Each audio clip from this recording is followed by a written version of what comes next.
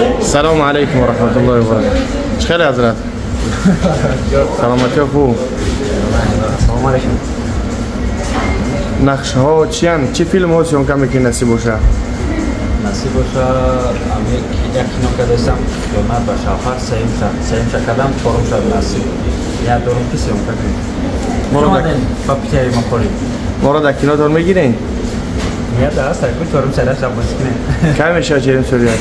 خیلی نشو آمدین پگه بکار باشیم پگه سرش میکنیم پگه دیگه بکار باشیم پگه دیگه سرش حضرت سراسیمه بوده.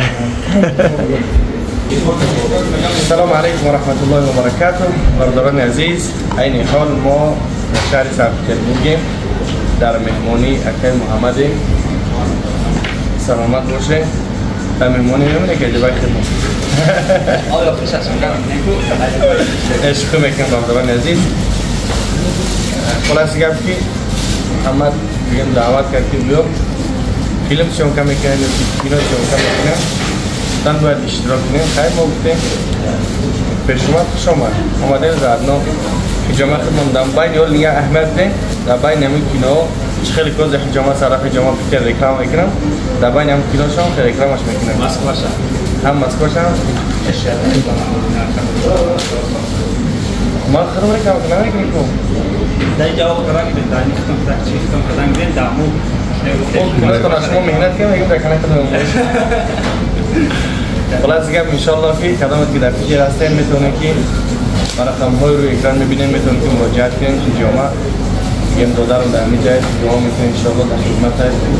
الله نیابون هر یک از ما شما باشه با دعا باشه انتظار کنیم باشه.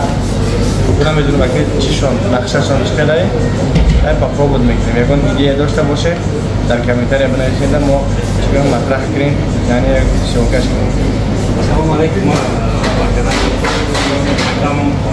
السلام عليكم دیگه شما دادم سلام جماعت شما که سلام میشته شما نه با خودتون شما اگر کوشش کنید خاطری شما درست ما پس خدمت ما که ما شما رو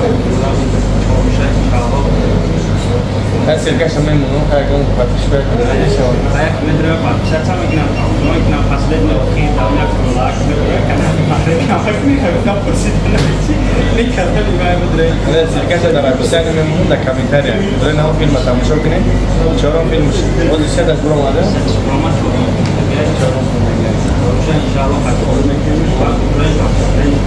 اگر ما در فیلم داریم فیلم ما در میروم kamera jag går in i klassen och kommer att spela och har i mål chiste aktivt. Nej, man sa då som vi där kring då där.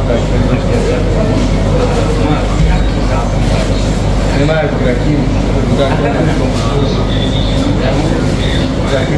Då kan det vara problem jag vet inte. Det ska vara bara så det خوشموش خیلی رحمت کلام با ما اشتهای صاف اشتهای دعام و شما نرمانی پرزماتر نصیبی از گفتی گفا زنگ زنیم بیایم که جامعه شما. السلام علیکم.